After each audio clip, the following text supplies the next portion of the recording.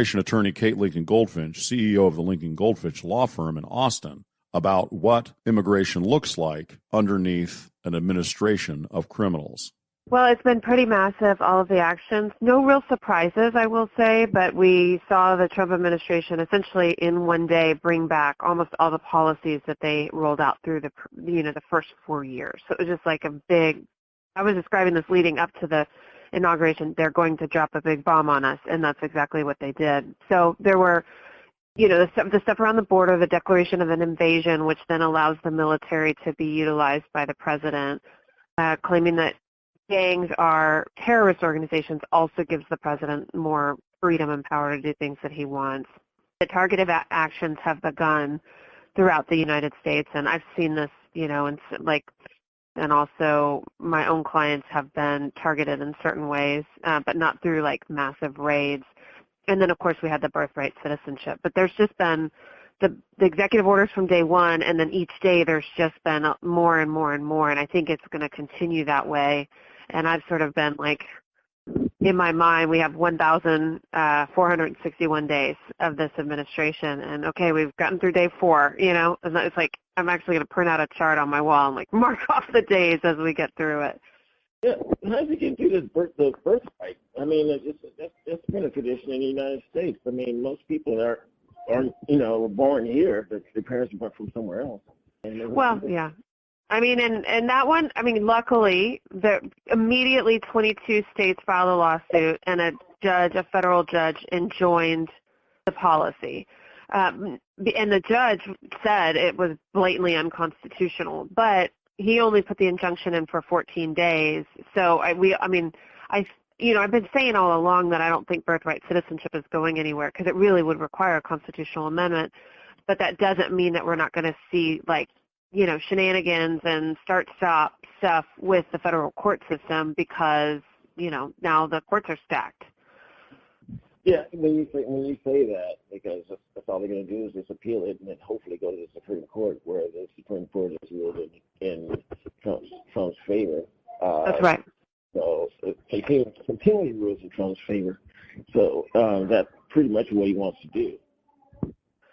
Right. I mean, yeah, I don't think we can trust in the impartiality of the federal court system anymore, which is a really terrifying prospect given that, Trump essentially has control of two of the 3 sets of the government, and maybe even the third. It's like our checks and balances can't really be counted on right now. It's very scary. How's your clients been affected by this so far? I know it's fear. Oh, for sure. My clients are terrified. They're, not wanting to go out. They're not wanting to go to churches. They're not wanting to send their kids to school because these are no longer safe locations. I had a client picked up. He's in process. He's currently undocumented, but he's married to a U.S. citizen and has U.S. citizen kids, and he was pulled over in a traffic stop, and the police called ICE and put him into deportation proceedings. And it's pretty depressing to see the trolls that come out of the woodwork and the things that they say. Like I did a video on this guy getting arrested, and U.S. citizen kids are in the backseat crying, and somebody commented on that video that we should just push them all out of a plane. I mean, it's just vicious the way that people are talking and thinking about immigrants, and that is the part that I think is so distressing and concerning, that there are people like that out there, and that, there's, for example, Missouri just announced or proposed a new law that creates like bounty hunters who will go out and detain immigrants in a tip hotline where people get paid if they turn people in. And it's just all starting to feel an awful lot like Nazi Germany right now. It's also being talked about here in Texas too, as far as a tip line. Yeah. Called this number, which is kind of brings up the fact that, if I don't like my neighbor, I can call this number and have brass for the most part. Yeah, and it's like we actually literally have seen this before. We've seen this before. We saw what happened, and it's like even with the DEI programs. I don't know if you saw that the DEI programs were all canceled within the federal government agencies, and then a memo went out, like to employees of NASA, for example, saying you need to turn people in if you see anyone engaging in DEI activities.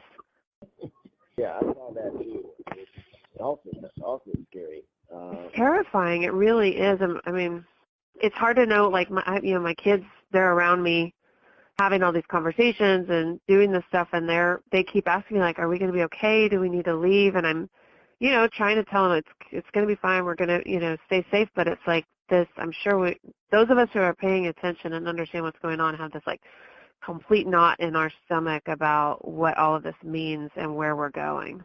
Especially using bounty hunters, which is that's a new one. I haven't heard of that one yet. But how is this, sending troops to the border and boy, nothing's going on.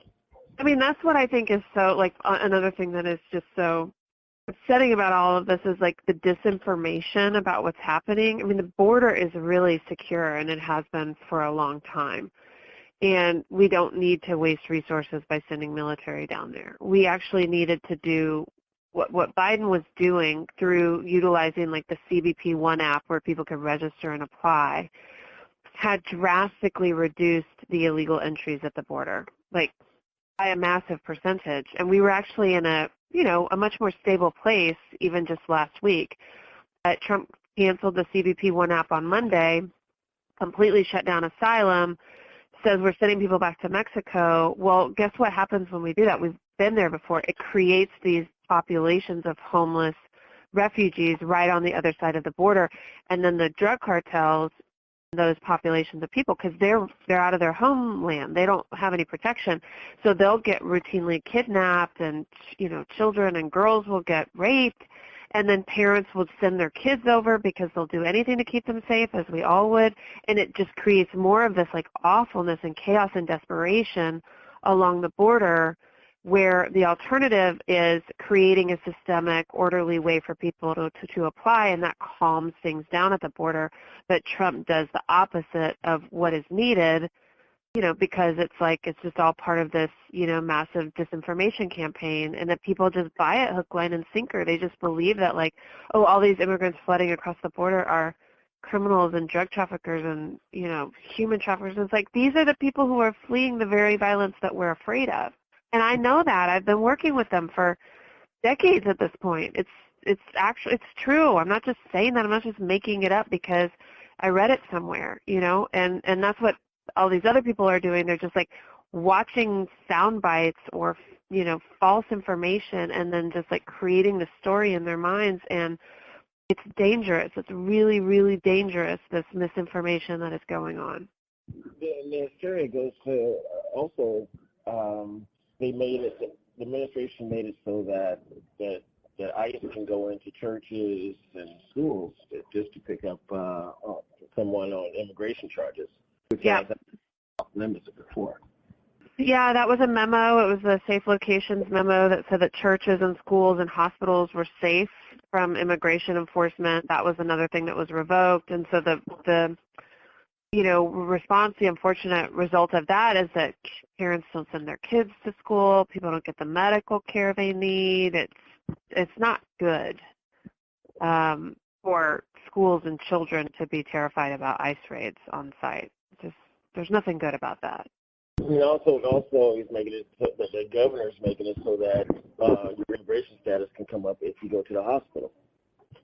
Well, right. So what's happening there is they're trying to collect evidence that undocumented people are getting, publicly funded medical care. So they've created this question for all hospitals and medical facilities that receive any type of governmental funding, that they have to ask this question of every patient.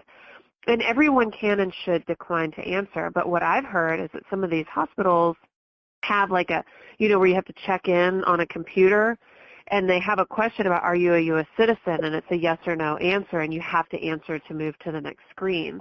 So in some cases, people are being forced the question. And, I mean, definitely don't want people answering yes if they're not U.S. citizens, because then they've made a false claim to U.S. citizenship, which is a huge issue.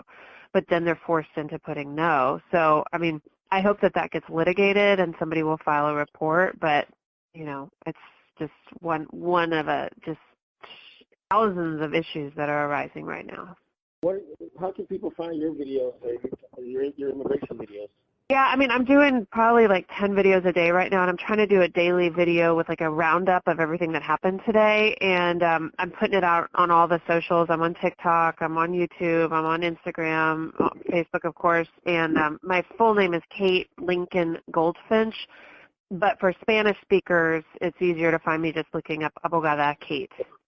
And I try and do stuff, in each language so people can keep up. The courts are, the thing with the courts is not supposed to be the savior for all this, and this was before, but it seems like it's not up now. Yeah, I mean, here and there, it's going to be up to the courts. I mean, it's like, because Congress is not making any sense either. They've passed the Lincoln-Riley Act, which is a nonsensical law, and I mean, it's going to be up to the courts to keep us from descent into madness as a nation over the next 4 years.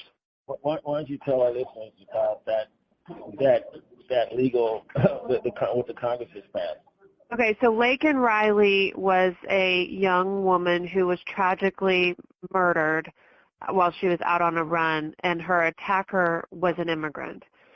And he had been previously arrested for a theft offense and released on bond. So he was like out on bond. So Congress decided that now what needs to happen is every immigrant who has any theft offense needs to be mandatorily detained. And that's what the Lincoln-Riley Act says. But the problem with that is that there's limited detention, space for immigration detention. And so if everybody who has any kind of theft offense, like even a minor shoplifting offense, which, I can't tell you how many clients I've had who were like shoplifted diapers for their babies, in desperation. Not that I approve of that, but like that's what we're talking about. They'll be mandatorily detained for months or years even, while if there's no space in the detention center, people who have like more violent crimes, et cetera, might be released to make space for these theft offenses. So I'm sure we've talked about this before, that immigrants commit crime at a way, way lower rate than native-born citizens. And so if it's like the solution doesn't solve the problem. Right. So if you look at the Lincoln-Riley case, one perspective is, the problem here is that immigrants who commit theft go out and murder women. Well, that's not actually what the data supports. This was a very unfortunate anomaly. But if we really want to protect women and girls, there's other things that we should be doing that don't look at immigrants as the perpetrators. Look at other factors that lead, men to attack women and address those. So we're just going to see more and more of this, and it's what a lot of people just want to see because of all of this this disinformation, where it pretty much the messaging over the last 4 years was immigrants are bad and scary and dangerous. And the Biden administration, in my opinion, really failed to counter that rhetoric. They were pretty quiet about the pros of immigration. And so the message spread, and here we are. That was Kate Lincoln-Goldfinch, CEO of the Lincoln-Goldfinch law firm. You can reach her at kate@lincolngoldfinch, allputtogether.com. She also has a website that shows you your rights. Go to Lincoln-Goldfinch.com, that's Lincoln-Goldfinch, allputtogether.com, to find the video.